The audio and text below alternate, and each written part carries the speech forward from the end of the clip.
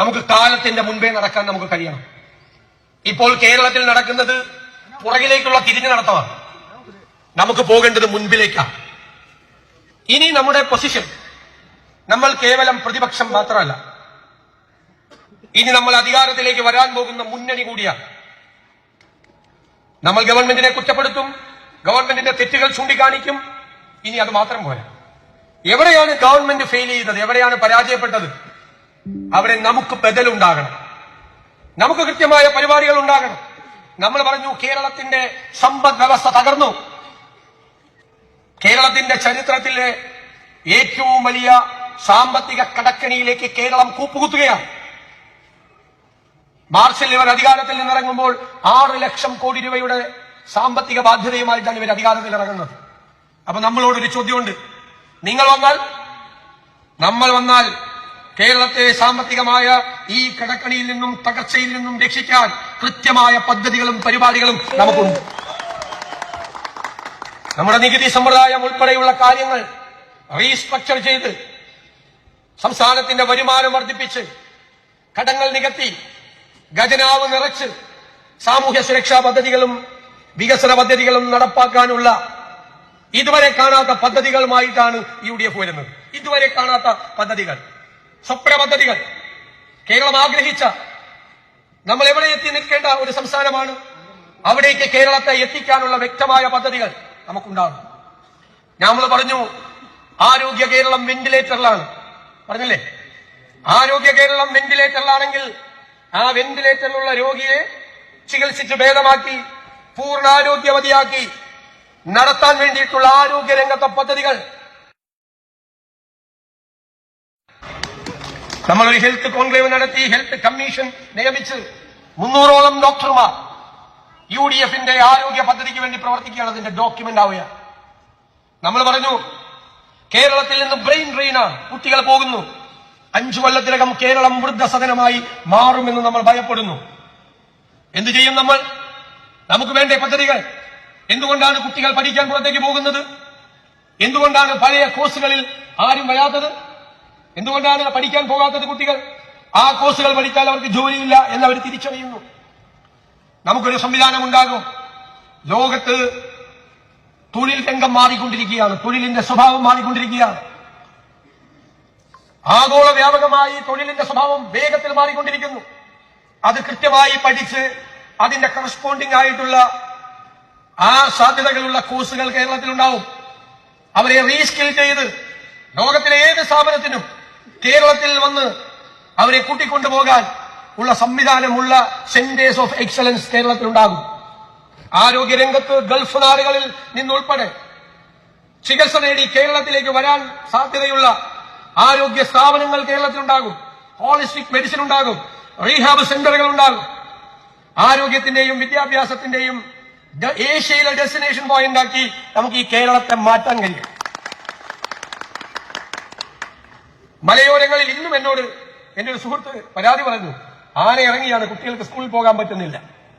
വന്യജീവി ആക്രമണത്തെ തടയാൻ പരമ്പരാഗതമായ മാർഗങ്ങൾ ഉണ്ട്, അത് പോരാ. ആധുനികമായ സങ്കേതങ്ങൾ, ആർട്ടിഫിഷ്യൽ AI ടൂൾസ് ഉപയോഗിച്ചുകൊണ്ടുള്ള വന്യജീവികളിൽ നിന്ന് ജനങ്ങളെ സംരക്ഷിക്കാനുള്ള പദ്ധതികൾ നമുക്കുണ്ട്, കൃത്യമായ പദ്ധതികൾ. തീരപ്രദേശത്ത് ക്ലൈമറ്റ് ചേഞ്ച് കൊണ്ട് തകരുന്ന തീരപ്രദേശത്തെ ജനങ്ങളുടെ സങ്കടം മാറ്റാനുള്ള പദ്ധതികൾ നമുക്കുണ്ട്. ഇതുമാത്രം പോരാ, പുതിയ പദ്ധതികൾ വേണം. എന്താ കേരളത്തിന്റെ സവിശേഷതകൾ, കേരളത്തിന്റെ പ്രത്യേകതകൾ? നമുക്ക് 530ഓളം കിലോമീറ്റർ ദൂരത്തിൽ നമുക്ക് തീരപ്രദേശമുണ്ട്, ഇല്ലേ? 2 ഇന്റർനാഷണൽ സീ പോർട്ടുണ്ട് കേരളത്തിൽ, 17 മിനി പോർട്ടുകളുണ്ട് കേരളത്തിൽ. UDF ചർച്ച ചെയ്യുകയാണ്, നമ്മൾ അധികാരത്തിൽ വരുമ്പോൾ കേരളത്തിൽ നമ്മൾ കോസ്റ്റൽ ഷിപ്പിംഗ് ആരംഭിക്കുകയാണ്. ആദ്യം റോഡിലൂടെ പോകുന്ന മെറ്റീരിയൽസ് 50 to 75% കടലിലൂടെ കൊണ്ടുപോകണം. റോഡിൽ കൂടി കൊണ്ടുപോകുന്നതിന്റെ 4/1 ചെലവ്. റോഡ് മുഴുവൻ ഫ്രീ ആക്കണം. എന്റെ 3ാമത്തെ ഘട്ടത്തിൽ നമുക്ക് ക്രൂയിസ് ഷിപ്പിംഗ് തുടങ്ങണം. തീരപ്രദേശത്തെ സാധാരണക്കാരായ ജനങ്ങളുടെ മക്കൾക്ക് അവിടെ ഉണ്ടാകുന്ന ജോലിയുടെ 1/3 കൊടുക്കണം, സംവരണം കൊടുക്കണം. സിംഗപ്പൂരിനെ പോലെ, സിയാറ്റിലിനെ പോലെ കേരളത്തിന് ഒരു പോർട്ട് സിറ്റിയായി മാറാനുള്ള സാധ്യതകളുടെ തുടക്കം UDF ഭരണകാലത്തുണ്ടാവും, മാറ്റമുണ്ടാവും. നമുക്ക് 4 ഇന്റർനാഷണൽ എയർപോർട്ടുകളുണ്ട്. അതിൽ കൊച്ചി ഇന്റർനാഷണൽ എയർപോർട്ടും കണ്ണൂർ ഇന്റർനാഷണൽ എയർപോർട്ടും. അത് രണ്ടും ഗവൺമെന്റിന്റെ കൺട്രോളുള്ള എയർപോർട്ടുകളാണ്. അതിനെ രണ്ടിനെയും ഇന്റഗ്രേറ്റ് ചെയ്യണം. 9 പദ്ധതികൾ ഏവിയേഷനുമായി ബന്ധപ്പെട്ട് നമുക്കുണ്ട്, നമ്മുടെ കയ്യിലുണ്ട്. ഇപ്പൊ പറയില്ല, ഫെബ്രുവരിയിൽ നമ്മൾ പ്രഖ്യാപിക്കും. നിരവധിയായ കാര്യങ്ങൾ. ഇന്ത്യയിൽ ഏറ്റവും കൂടുതൽ റെമിറ്റൻസ് ഉള്ള സംസ്ഥാനം കേരളമാണ്, നമ്പർ 1. ഞങ്ങൾ അതിനെക്കുറിച്ചൊരു സ്റ്റഡി നടത്തിയിരുന്നു അടുത്ത. അത് മുഴുവനൊന്നും വേണ്ട. ആദ്യ വർഷം അതിന്റെ ഒരു 10% വന്നു. നിങ്ങളെ പ്രവാസികളെ എല്ലാ ഇത്തരം സംരംഭങ്ങളിലും, പുതിയ സംരംഭങ്ങളിലും നിങ്ങളെ പങ്കാളികളാക്കണം. അതാണ് ആഗ്രഹിക്കുന്നത്. ഞാൻ വലിയ തുകയൊന്നുമല്ല പറയുന്നത്, ചെറുത്. എന്ന് പറയുമ്പോൾ വലുത് വേണ്ടെന്നല്ല ഞാൻ പറഞ്ഞു. ഇന്നലെ KBF ഞാൻ പറഞ്ഞു, വലിയ ഇൻവെസ്റ്റ്മെന്റുമായിട്ട് വരുന്നവർ അവരെ എയർപോർട്ടിൽ സ്റ്റേറ്റ് ഗവൺമെന്റിന്റെ പ്രതിനിധി കാത്തു നിൽക്കും. അവര് സ്റ്റേറ്റ് കാറിൽ കൊണ്ടുപോകും. സ്റ്റേറ്റിന്റെ അതിഥിയായിരിക്കും. എന്നുവെച്ചാൽ ചെറിയ ആളുകൾ മോശക്കാരായിട്ടുണ്ടല്ലോ, കൂടുതൽ വരട്ടെ.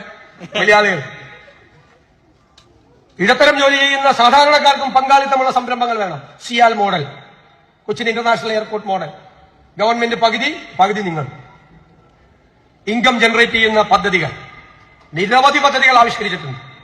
അത് കേരളത്തിന്റെ മറ്റു വിഷയങ്ങൾ കൂടി പരിഹരിക്കപ്പെടുന്ന പദ്ധതികളാണ്. ലാഭമുണ്ടാക്കുന്നതോടൊപ്പം കേരളം കുറെ നാളായി കാത്തിരിക്കുന്ന, ഞാൻ പറഞ്ഞതുപോലെ ആരോഗ്യ രംഗത്ത്, വിദ്യാഭ്യാസ രംഗത്ത്, അടിസ്ഥാന വികസന രംഗത്തെല്ലാം കേരളത്തിന്റെ വിഷയങ്ങൾ അഡ്രസ് ചെയ്യുന്നതോടൊപ്പം നിങ്ങളുടെ ഒരു ഇൻവെസ്റ്റ്മെന്റ് നിങ്ങൾ തിരിച്ചു വരുമ്പോ നിങ്ങൾക്ക് അതിന്റെ ഗുണം കിട്ടും. അതിനു മുമ്പ് കിട്ടില്ലെന്നല്ല, അതിനു മുമ്പും ഷെയർ ഹോൾഡേഴ്സാണ്. സാധാരണ ഷെയർ ഹോൾഡേഴ്സിന് കിട്ടുന്ന ഒരു വരവുണ്ടാവും. ആ വരവുണ്ടാക്കും. അതിനുള്ള പദ്ധതികളാണ്. 200 പ്രോജക്റ്റാണ് NRIക്കാർക്ക് വേണ്ടി. 200 പ്രോജക്ട്. നമ്മളിത്, ഞാൻ നിങ്ങളോട് തുറന്നു പറയുന്നത്, ആദ്യമായിട്ട് പറയാണ്, ഇത് പ്രിപ്പയർഡാണ്. ഇപ്പൊ ഉണ്ട് കയ്യിൽ, അധികാരത്തിൽ വന്നിട്ടല്ല, ഇപ്പൊ നമ്മുടെ കയ്യിലുണ്ട് 200ഓളം പ്രോജക്റ്റുകൾ. നിങ്ങളെ പങ്കാളികളാക്കാൻ സാധിക്കുന്നവർ. ഈ റെമിറ്റൻസിനെ നിങ്ങൾ കഷ്ടപ്പെട്ട് ഈ കൊടും ചൂടിൽ, കൊടും തണുപ്പിൽ നിങ്ങൾ അധ്വാനിച്ചയക്കുന്ന പണം നിങ്ങൾക്കും നിങ്ങളുടെ കുടുംബത്തിനും നമ്മുടെ കേരളത്തിനും പ്രയോജനകരമായി മാറാൻ കഴിയുന്ന, കൺവേർട്ട് ചെയ്യാൻ കഴിയുന്ന, ട്രാൻസ്ലേറ്റ് ചെയ്യാൻ കഴിയുന്ന 200ഓളം പദ്ധതികൾ. അത് കൂടിക്കൊണ്ടിരിക്കുകയാണ്. അതിനുള്ള വിശാലമായ പദ്ധതികളാണ് നമ്മൾ ആവിഷ്കരിക്കുന്നത്. ഇനി നമുക്ക് കേരളം ഇങ്ങനെ പോയാൽ പോരാ. ഞാൻ പറഞ്ഞു, 5 കൊല്ലം നമ്മൾ പ്രതിപക്ഷത്തിരുന്ന് പൂർത്തിയാക്കുമ്പോൾ ഏറ്റവും വലിയ സന്തോഷം എന്താണ് എന്നോടൊരു ഇന്റർവ്യൂവിൽ ചോദിച്ചു. ഞാൻ പറഞ്ഞു, നമ്മുടെ സംസ്ഥാനമായ കേരളത്തിൽ ഈ 5 കൊല്ലക്കാലം പ്രതിപക്ഷത്തിരുന്ന് ഒരു ഹർത്താൽ പോലും നടത്തിയില്ല എന്നതാണ് പ്രതിപക്ഷത്തിന്റെ സന്തോഷം. ഇനി കേരളത്തിന്റെ പുറത്തേക്ക് കേരളത്തിനെ കുറിച്ചൊരു മോശമായിട്ട് ഒരു മെസ്സേജ് പോകാൻ പാടില്ല. ഞാൻ ട്രേഡ് യൂണിയൻ രംഗത്ത് കേരളത്തിൽ ഏറ്റവും കൂടുതൽ ട്രേഡ് യൂണിയനുകൾ ഉള്ള ഒരാളാണ്. ഞാൻ കഴിഞ്ഞ 15-20 വർഷമായി ട്രേഡ് യൂണിയൻ രംഗത്ത് പ്രവർത്തിക്കുന്ന ഒരാളാണ്. ഞാൻ ട്രേഡ് യൂണിയൻ ലീഡർഷിപ്പിലിരുന്ന ഒരു സ്ഥലത്തും ഒരു സമരം ഉണ്ടായിട്ടില്ല. ഞങ്ങൾ തൊഴിലാളികളോട് പറയുന്നത്, you work hard, make the company profitable. പിന്നെ ഞങ്ങൾ നിങ്ങൾക്ക് വേണ്ടി ബാർഗെയിൻ ചെയ്യും.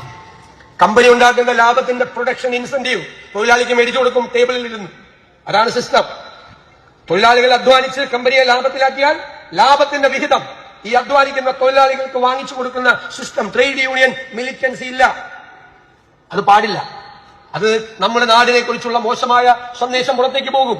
ഏറ്റവും നല്ല രീതിയിൽ കേരളത്തിൽ ആവശ്യമായ തലങ്ങളിൽ ഇൻവെസ്റ്റ് ചെയ്യാൻ വേണ്ടിയിട്ടുള്ള അന്തരീക്ഷം നമുക്ക് ഉണ്ടാക്കണം.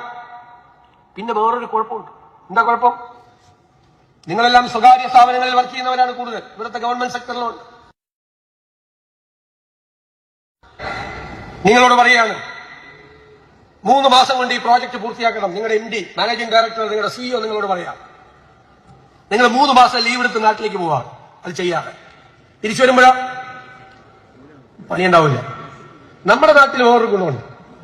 സർക്കാർ ഉദ്യോഗസ്ഥരോട് 3 മാസം കൊണ്ട് ഒരു കെട്ടിടം പണിയാൻ 2 ഏക്കർ സ്ഥലം എടുത്തു എന്നൊരു തഹസിൽദാരോട് പറഞ്ഞാൽ 3 മാസം കൊണ്ട് എടുത്തു തരണം എന്ന് പറഞ്ഞാൽ 6 കൊല്ലം കഴിഞ്ഞാൽ എടുത്തു തരില്ല. ഒരു കുഴപ്പമില്ല. 50 കോടി രൂപയുടെ പദ്ധതി 2 കൊല്ലം കൊണ്ട് തീർക്കേണ്ട പദ്ധതി 10 കൊല്ലമായാലും തീരില്ല. 10 കൊല്ലം കഴിയുമ്പോൾ അത് 50 കോടി രൂപയുടെ പദ്ധതി 500 കോടിയാകും. എക്സ്ചക്കറിൽ നിന്ന് ലീക്കേജാണ്. നമ്മുടെ പണം, ഞാനും നിങ്ങൾ നികുതി കൊടുക്കുന്ന പണം സ്വകാര്യ സ്ഥാപനങ്ങളിൽ നന്നായി അത് നടക്കാമെങ്കിൽ എന്തുകൊണ്ട് ഗവൺമെന്റിൽ നടക്കില്ല? ഇവിടെ നടക്കുമല്ലോ, ഇല്ലേ? ഇവിടുത്തെ ഗവൺമെന്റിൽ നടക്കുമല്ലോ, ചെയ്യുമല്ലോ ജോലി. നിങ്ങൾ പറഞ്ഞാൽ അക്കൗണ്ടബിലിറ്റി ഇല്ല. നമ്മൾ UDF അധികാരത്തിൽ വന്നാൽ എല്ലാവർക്കും അക്കൗണ്ടബിലിറ്റി ലീഗലൈസ് ചെയ്യാൻ പോവുകയാണ്. 6 മാസം കൊണ്ടൊരു പണി പൂർത്തിയാക്കണമെന്ന് പറഞ്ഞാൽ 181ാമത്തെ ദിവസം അയാളത് പൂർത്തിയാക്കിയില്ലെങ്കിൽ അയാൾ അക്കൗണ്ടബിൾ ആവും, ഉത്തരം പറയേണ്ടി വരും. അപ്പോ ഞാൻ കരുതുന്നത് മലയാളി ആയതുകൊണ്ട്, മിടുമിടുക്കന്മാരും മിടുമിടിക്കലും ആയതുകൊണ്ട് 6 മാസം കൊണ്ട് തീർക്കേണ്ട പദ്ധതി ഇങ്ങനെ ഒരു സംഭവം ഉണ്ടെങ്കിൽ 3 മാസം കൊണ്ട് പൂർത്തിയാക്കും. നിങ്ങൾ സ്വകാര്യ സ്ഥാപനങ്ങളെ പോലെ ഞെട്ടിക്കുന്ന മലയാളികളാണ് കേരളത്തിലുള്ളത്. അവർ ചെയ്യും. ഒരു സംവിധാനം ഇല്ലാഞ്ഞിട്ടാണ്. സംവിധാനങ്ങൾ ഉണ്ടാകണം, സിസ്റ്റമൈസ് ചെയ്യണം. നമുക്ക് സിസ്റ്റം ഉണ്ടാകണം, അത് ലീഗലൈസ് ചെയ്യണം. ഞാൻ കരുതുന്നത് അങ്ങനെ ഒരു നിയമം വന്നാൽ ആദ്യത്തെ 2 കൊല്ലത്തിൽ കട്ടിയായിട്ട് പിടിക്കേണ്ടി വരും. 2 കൊല്ലം കഴിഞ്ഞ ഒരാൾക്കെതിരെ നടപടിയെടുക്കേണ്ടി വരില്ല. കാരണം അതൊരു കൾച്ചറായി മാറും. മാറ്റം വേണ്ടേ?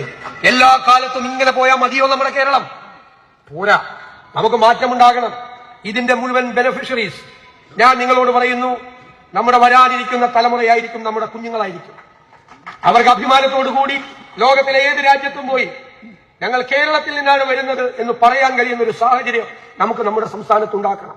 നമുക്കതിന് കഴിയും. ഞാൻ ഇത്തരം വിഷയങ്ങൾ നിങ്ങളോട് പറഞ്ഞു. ഞാൻ എവിടെ നിന്നാണ് എനിക്കിതെല്ലാം കിട്ടിയത്? എനിക്കിത്രയൊന്നും അറിവെന്നുള്ള ആളല്ല. മലയാളികൾ ലോകത്തിന്റെ വിവിധ ഭാഗങ്ങളിൽ വിവിധ രംഗങ്ങളിൽ പ്രവർത്തിക്കുന്ന ആ മലയാളികളാണ്, അവരുടെ വൈദഗ്ധ്യമാണ്. ഞങ്ങൾ ഹെൽത്ത് കോൺക്ലേവ് നടത്തിയപ്പോൾ ലോകത്ത് ഉള്ള പ്രശസ്തരായ ഡോക്ടർമാർ വന്നാണ് അതിൽ പങ്കെടുത്തത്. ഞങ്ങൾ ഹയർ എഡ്യൂക്കേഷൻ കോൺക്ലേവ് നടത്തിയപ്പോൾ ഞങ്ങളെ അത്ഭുതപ്പെടുത്തിക്കൊണ്ടാണ് അവർ വന്നത്. ഞാൻ കോസ്റ്റൽ ഷിപ്പിംഗിനെ കുറിച്ച് ആലോചിച്ചപ്പോൾ 4 മലയാളികളായ മാരിടൈം എക്സ്പേർട്സ് ആണ് എന്നെ സഹായിക്കാൻ വന്നത്. ഏവിയേഷൻ എക്സ്പേർട്സ് കേരളത്തിൽ, ലോകത്ത് പല സ്ഥലങ്ങളിലും പോയി അത്ഭുതങ്ങൾ ഉണ്ടാക്കിയ വ്യക്തികൾ, ലോകത്തെല്ലായിടത്തും പോയി ലോകത്തിലെ പല രാജ്യങ്ങളുടെയും മാറ്റങ്ങൾക്ക് നേതൃത്വം കൊടുക്കാൻ കഴിയുന്ന വലിയൊരു സമ്പത്ത്, അല്ലെ, ഒരു ഇന്റലക്ച്വൽ പ്രോപ്പർട്ടി നമുക്കുണ്ട്. നമ്മളതിനെ പ്രയോജനപ്പെടുത്തണം. അവരെല്ലാവരെയും പ്രയോജനപ്പെടുത്തണം. നമുക്ക് വേണ്ടത് നിശ്ചയദാർഢ്യമാണ്, വിൽ പവറാണ്. അതിന് ഒരുപാട് ചീത്തപ്പേര് കേൾക്കുന്ന ഒരാളാണ് ഞാൻ. കാർക്കശ്യക്കാരനാണ്, ബലംപിടുത്തം കൂടുതലാണ് എന്ന്. ഞാനൊരു ഇന്റർവ്യൂവിൽ എന്നോട് ചോദിച്ചപ്പോൾ ഞാൻ പറഞ്ഞു, നമ്മൾ 2 പേരെ ഓരോ ചുമതലയിപ്പിക്കുക. ഒരേ ചുമതല 2 പേരോട് 2 സ്ഥലത്ത് പോയി ചെയ്യാം. ഒരാളത് ചെയ്തിട്ട് വരും, നമ്മൾ എന്ത് ചെയ്യണേ? ചേർത്ത് പിടിക്കണം. മറ്റേ ആൾ ഫാമിലിയായിട്ട് മലേഷ്യയിലേക്ക് ടൂറിന് പോയി, അയാൾ തിരിച്ചു വരുവാണ്, വിളിച്ചോണ്ട് വരുള്ളൂ. ചെയ്യാതെ വരുന്നവരെല്ലാം വിളിച്ചോണ്ട് വരുള്ളൂ. അപ്പൊ എന്ത് പറയണം? നിങ്ങൾ പറ. അതേ ഞാൻ പറയാറുള്ളൂ. നിങ്ങളുടെ ഉള്ളിൽ തോന്നിയ കാര്യമുണ്ടല്ലോ ഇപ്പൊ, അത് ഞാൻ പുറത്തു പറയും. നേരിട്ട് ഇപ്പൊ പറയാറില്ല, ഇപ്പൊ പറയേണ്ടി വരാറില്ല. കാരണം എന്താണെന്ന് വെച്ചാൽ ഇപ്പൊ ഏൽപ്പിക്കുന്ന കാര്യങ്ങൾ ആളുകൾ കൃത്യമായി ചെയ്യാറുണ്ട്. അതുകൊണ്ടാണ് തെരഞ്ഞെടുപ്പ് ജയിക്കുന്നത്.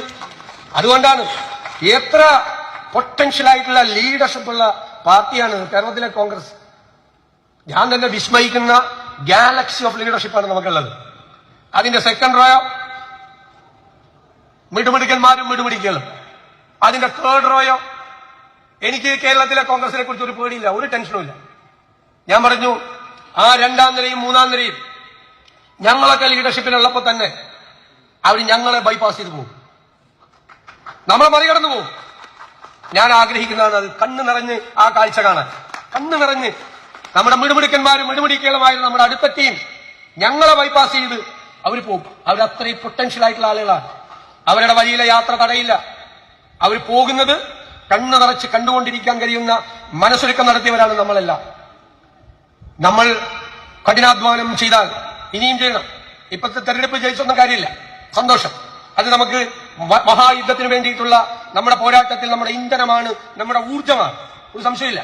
അത്രയും വലിയ വിജയമാണ്. കഴിഞ്ഞ 30 വർഷക്കാലത്തെ പഞ്ചായത്ത് രാജ് നഗരപാലിക നിയമം നമ്മുടെ കേരളത്തിൽ നടപ്പാക്കി 1995 മുതൽ 2025 വരെയുള്ള 30 വർഷക്കാലത്തിനിടെ ലോക്കൽ ബോഡി ഇലക്ഷനിൽ UDFിനുണ്ടായ ഏറ്റവും തിളക്കമാർന്ന വിജയമാണ് നമുക്ക് ഈ വർഷമുണ്ടായത്. വിജയത്തെ ആരും നിസ്സാരമായി കാണണ്ട. വിജയത്തെ അത് സോഷ്യോ പൊളിറ്റിക്കൽ ചേഞ്ചാണ്, ആധികാരികമായ ചേഞ്ചാണ്.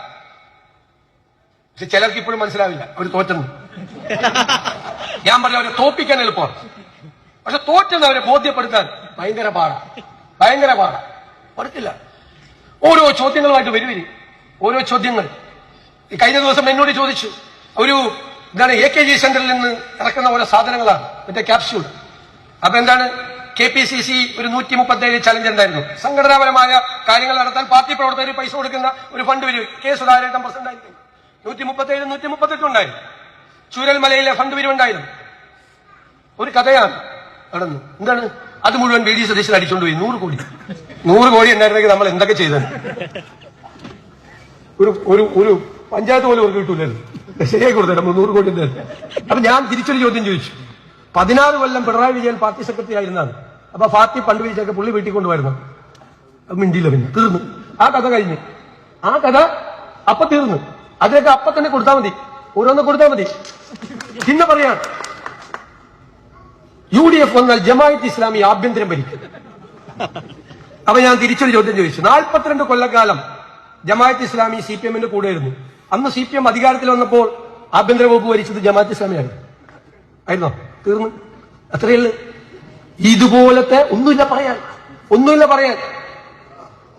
ഇന്ന് ഞാൻ നല്ലൊരു ട്രോള് കണ്ടു. മനോഹരമായപ്പോ ചിലർ മിടുക്കന്മാരാ, ഇവിടെ നിന്നാണ് കൂടുതൽ വന്നത്. ഇന്നത്തെ ട്രോൾ എന്താ അറിയാം? നമ്മൾ 100 സീറ്റോടുകൂടി അധികാരത്തിൽ വരുമെന്ന് പറയുമ്പോ ഞങ്ങൾക്ക് 90 സീറ്റേ കിട്ടുമെന്ന് പറയാൻ പറ്റില്ലല്ലോ. അപ്പൊ പറയും ഞങ്ങൾക്ക് 110 കിട്ടുമെന്ന് പറയും. അപ്പൊ ഒരാൾ എഴുതിയേക്കാണ് 100 സീറ്റിൽ അധികം നേടി UDF അധികാരത്തിൽ വരുമ്പോൾ ഇവരെ തിരിച്ചോടിപ്പോകുന്നതിന്റെ സ്പീഡാണ് 110 കിലോമീറ്റർ. അങ്ങനെ പറയണം. മറുപടി ചുട്ട മറുപടി കൊടുക്കണം. അവര് കേരളത്തെ തകർത്ത് തരിപ്പണമാക്കി.